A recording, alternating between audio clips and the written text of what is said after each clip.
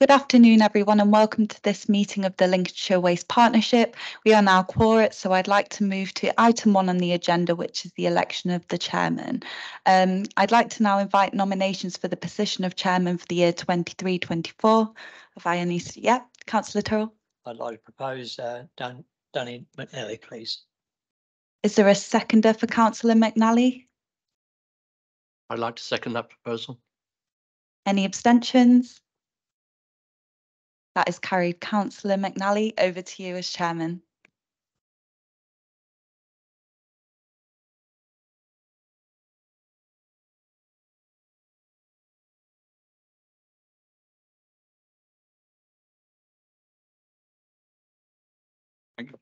Thank you, Jess. So that brings on to election of vice chairman. Do I have any nominations for vice chairman? Councillor Tyrrell. I'd like to propose Richard Wright, please. Thank you. Anyone second? Again, I'd like to second that proposal. Thank you. All in favour? Yeah, thank you. So that's sorted. So item number 3 is apologies for absence. Thank you, Chairman. I've received apologies from Councillor Smith, Councillor Wright and Councillor Bunny. Thank you. Have we got any declarations?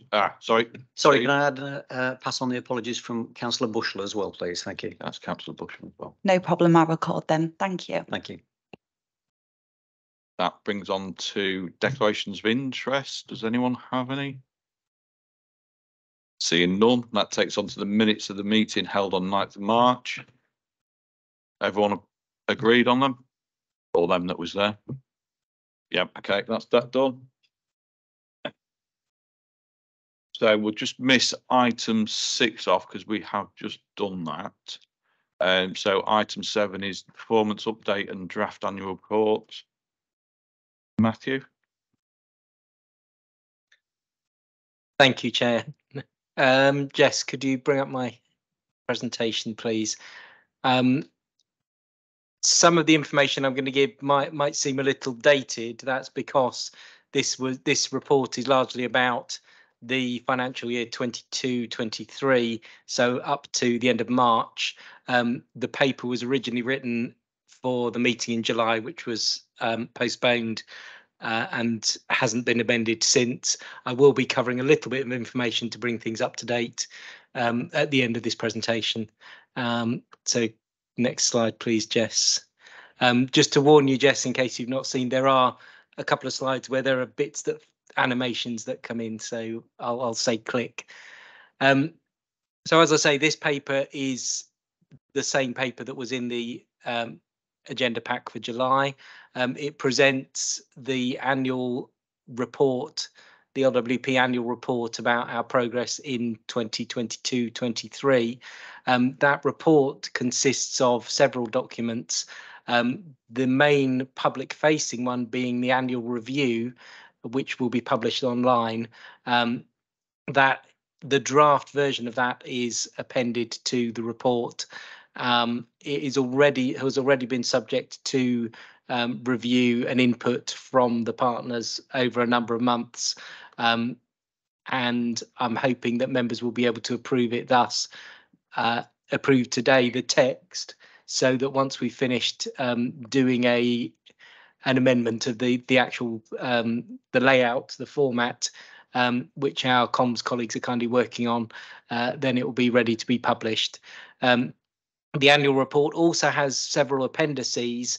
I'll cover these in a moment. That goes into more detail, whereas the annual review document is public facing and has nice pictures and things. The appendices are a bit more in detail, are largely presented for LWP members' benefit, although through publication in the minutes they are available to the public. I'll also be covering briefly the performance charts and commentary for how we did in 2022-23. And as I say, this presentation, I'll also go into a little bit of what's happened since then. So as I've already said, the annual review is the public-facing part of the annual report. The contents have already been reviewed and amended several times in response to feedback from partners. Members are asked today to approve the text. It is in the process, as I say, of being reformatted, but the text will remain, provided it's agreed, the text will remain as per the agenda pack. Headlines in the annual review include some notes on how and why the LWP partners work together. That's really for the benefit of newcomers to the partnership or members of the public reading it who don't know what we do. It talks about emerging national policies, extended producer responsibility, deposit return schemes and consistent collections. In some ways, this is one thing that's a bit more dated since announcements from government yesterday, although we await details of how things have actually changed. But for those who are interested in what those initials mean, what those policies are, then that's set out in the annual review. It also talks about a review we've done of the strategic objectives of our joint municipal waste management strategy. It talks about the impact that our twin stream collections are having as they roll out to different districts. We talk about unified communications and how we're working together on those, talking about how we plan for the future, what we're looking to do about what's coming over the hill. And it also sets out some of the numbers for 2022-23 and how we're performing. My favourite one of those numbers, for those who've not looked in right through the report, are that it turns out that the partnership in doing curbside collections, the refuse collection vehicles travel in total around 2 million miles a year, which is quite an incredible number and is equivalent to about 4 times to the moon and back. And it shows just how much the partnership are doing as a whole across the county in 1 year. Next slide, please. So the appendices, specifically, there are 3 appendices. The first one goes into more detail about the review that's been undertaken of the vision and objectives of the strategy. And the good news is that as reported to the LWP in March, we confirmed that all 10 of the objectives that we set ourselves are still very relevant today, albeit some of them needed a slight tweak to reflect things that have changed in the meantime and progress we've made. Appendix B talks about reviewing the action plan, which is basically the actions we're taking as a result of those objectives and to achieve those objectives. And Charlotte will be mentioning more about that in a few minutes. That has moved on since the paper was originally written in July. And Appendix C goes into detail of measuring our performance, the performance indicators that we have. And I'll go through some of that now. So particularly for new members to the partnership, the measures that we have of our performance, we have 3 main measures at the moment, and I've gone into the why and how we're doing for each one. So the first one is the kilograms of waste generated per household. This is the total. It's not just curbside, it includes everything, street sweeping, household waste sites, everything bundled together and divided by the number of households. Because waste minimisation is top of the waste hierarchy and is the best thing we can do, we've set ourselves a target to keep that quantity per household below 1,000 kilograms. That's 1 tonne per household per annum. And I'll look at the performance of that in a couple of minutes. The second measure is the percentage of that waste which is recycled or composted. The why is clearly it's best to recycle as much as possible of the waste that we are responsible for. We have an aspirational target to work towards 50%. And again, I'll talk about performance shortly. The third and more recent measure that we have for ourselves is about non-recyclables in recycling collections. Clearly, we want to reduce that because those non-recyclables should be in residual waste collections, and there's a danger that they're making recyclables that have been collected into non-recyclable materials by contaminating them. We don't have a specific target for that, but we do have an aim to reduce both the kilograms per household and the percentage of that. So next slide, please, Jess. So this chart shows the first two of those measures and how we're doing in recent years. You can see the targets there and the performance. Next click, please, Jess. So the good news is that in terms of kilograms per household, we are well below the 1,000 kilograms per household. The scale doesn't go down to 0 on that, so that's not, we're not actually half of what we're aiming to target. But the trouble is, if you show a scale which goes right down to 0, the margins are so small that it's hard to see what's going on at all. So the good news is we're 57 kilograms less per household than the 1,000 kilograms target last year. And next one. The bad news, although I put bad news in inverted commas because I'll be talking a bit more about it in a minute. The bad news is that we are 1.5% less recycling and composting last year than we were the previous year, but it's not the bad news that it would seem to be.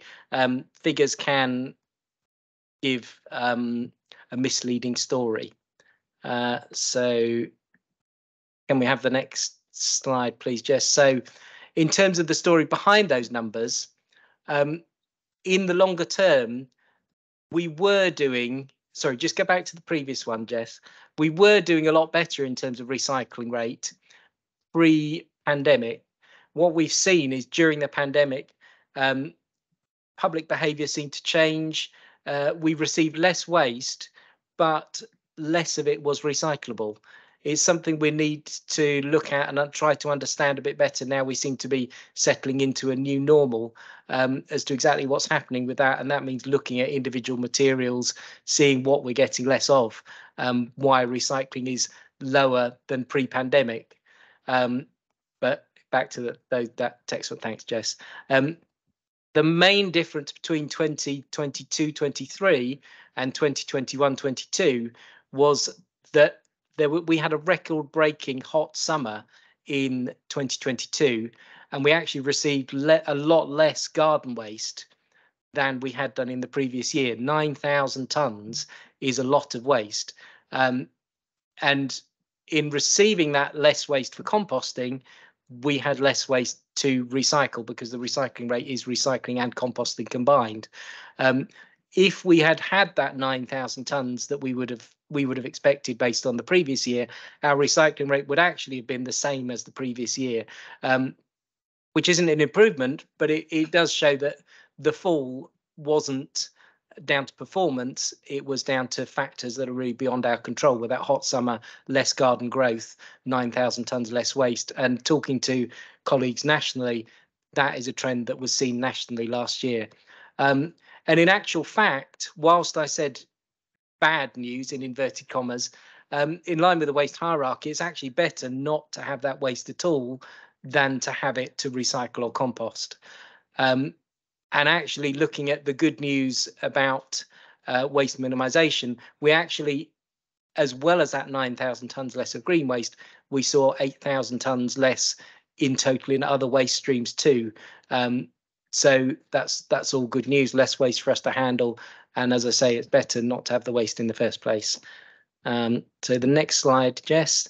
The really good news is how we're doing in terms of the third performance indicator on contamination of non-recyclables in recycling collections.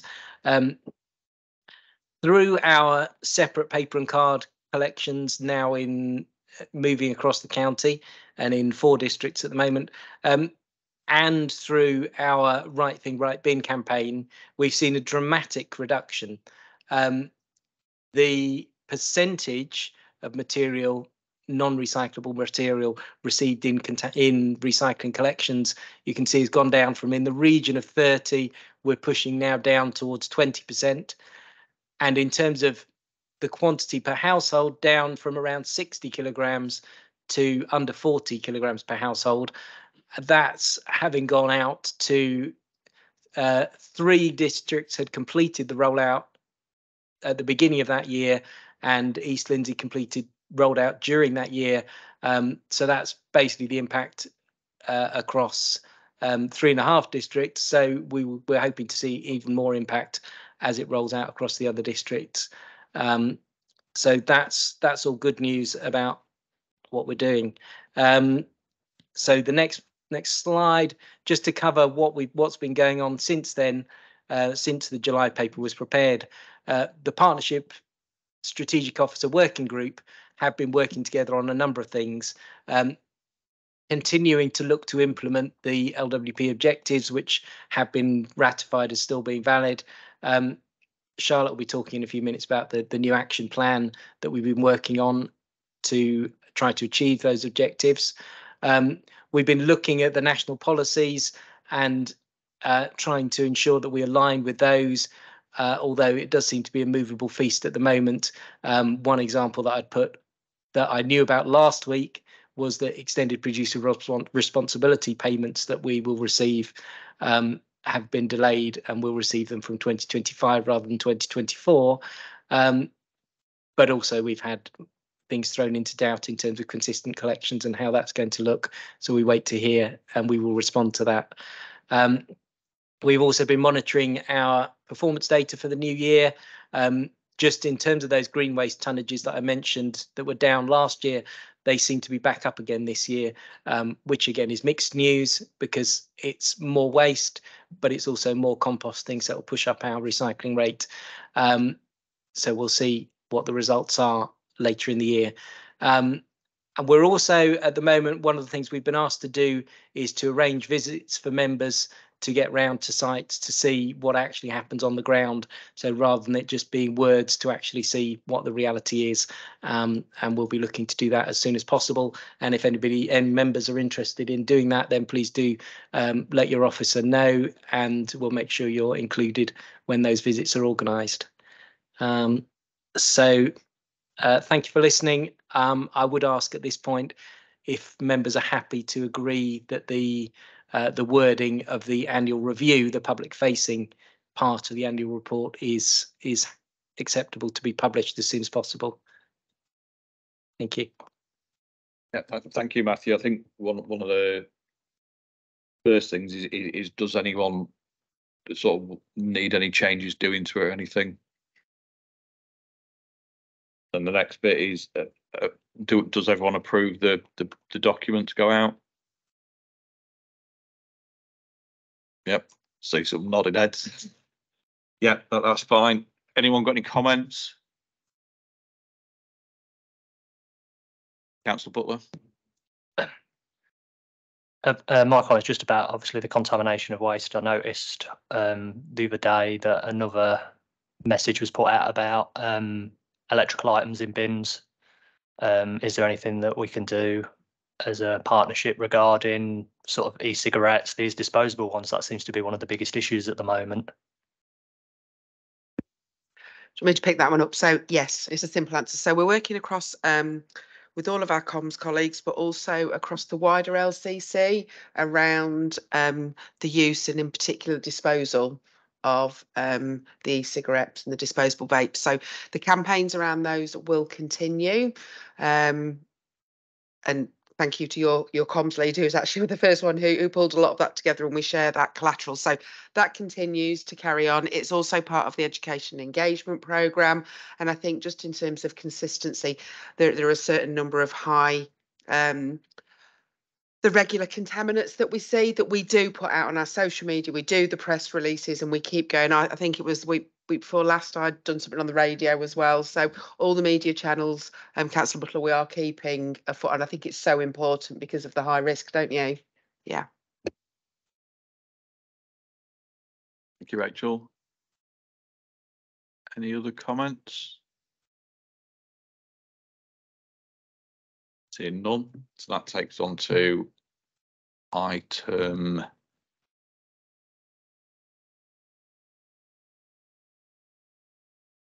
8, which is the Joint Municipal Waste Management Strategy update, which is Charlotte.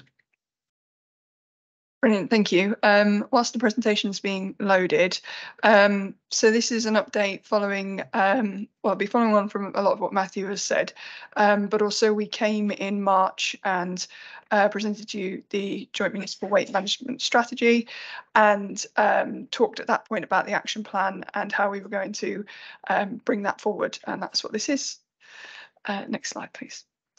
So yeah, as I said, we came in March, and what this is a bit more detail without going into too much detail about how we're going to deliver the objectives. So when we were talking about the objectives as well, we have split it into 4 themes to help understand how we're going to move forward and the drivers to make that change and deliver them as well. So, for example, there's going to be a lot of need for behavioural change to ensure that these are delivered, as well as the policy requirements that we know that we're awaiting from government as well. So I don't plan to go into each of these. This is more just a kind of broad show everybody what we're doing, but the blue ones are kind of the main actions that we're going to deliver the objectives with, and then some of the white ones are the detail that sits underneath that. And as you can see on the right hand side, as you look at it, you can see how we are meeting all of the objectives that we agreed in March.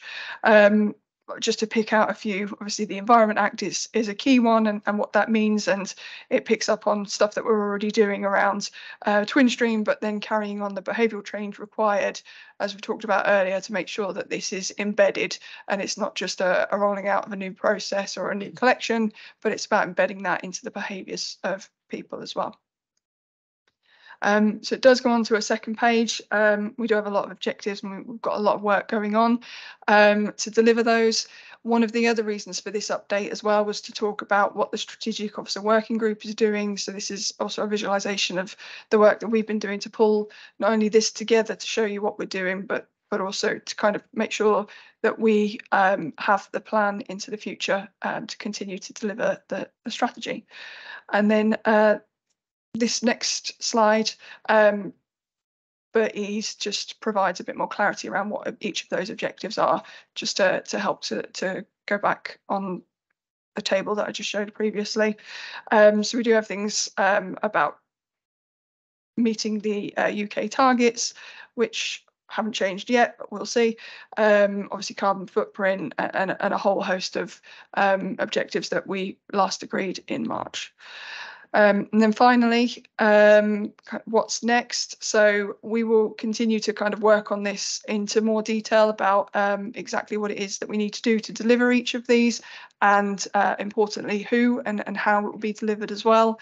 And a key to that is the data that we need, and obviously Matthew's just talked quite a lot about some of the data that we have, but making sure that we continue to get the right information to make sure that we are both delivering on those objectives, but also making decisions if we need to, if they need to change with as and when other things, external factors are changing, which is the last one, which is about those other influencing requirements as well.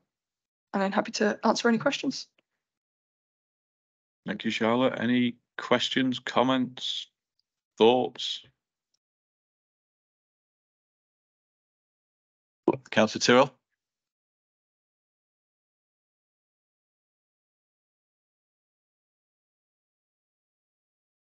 No, seeing none. Thanks for that, Charlotte. That takes us on to Environment Act update and receiver update from Adrian Ash. Thank you, Chair. Like a moving feast, this particular one, I think. But here we go. The purpose of this verbal update is to advise members of the progress to date of the implementation of the Environment Act 2021. To provide some context, the government published its strategy as far back as 2018. And the strategy itself contained 3 interrelated projects: extended producer responsibility, deposit return scheme, and consistency in household recycling. The Environment Act allows the UK to enshrine these environmental protection objectives into law. At the time of its publication, councils had an appreciation of the significance of these schemes, their possible impacts, potential associated risks, and what was required in the next steps.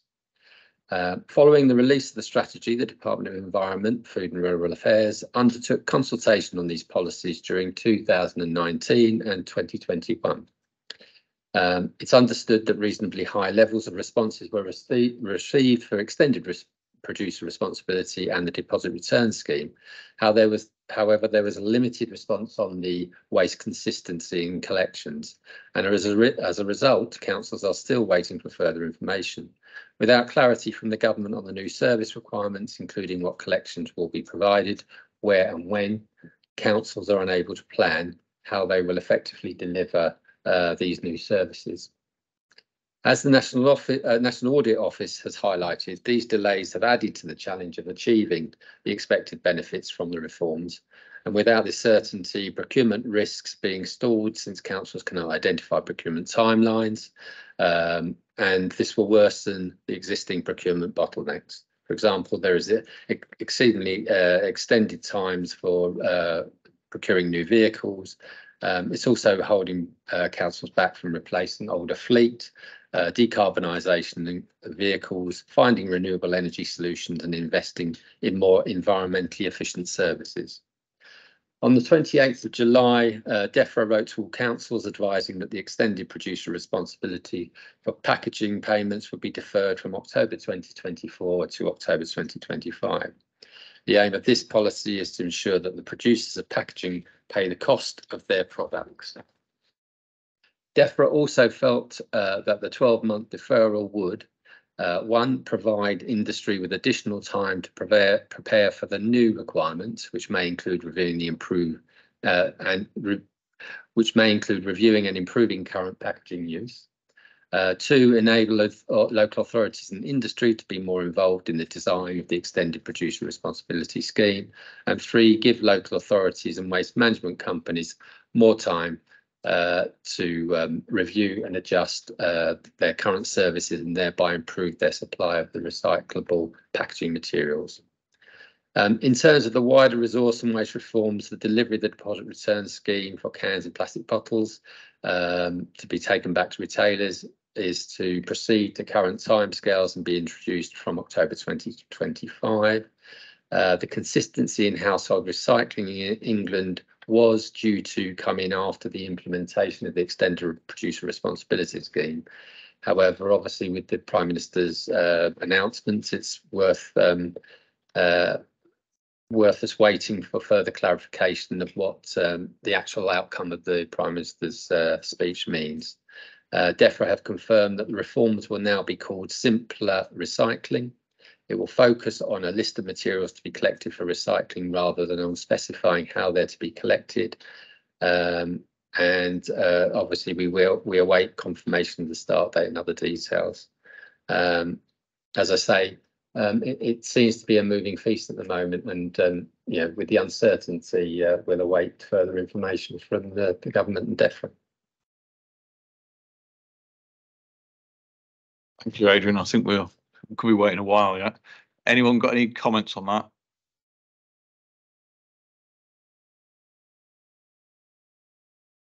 Being none.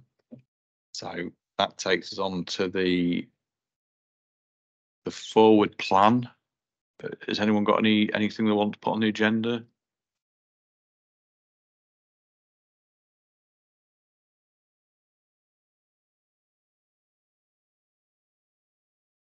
Yeah, well, I mean, if you think of anything, just email it through, and then we can put it on for the next meeting.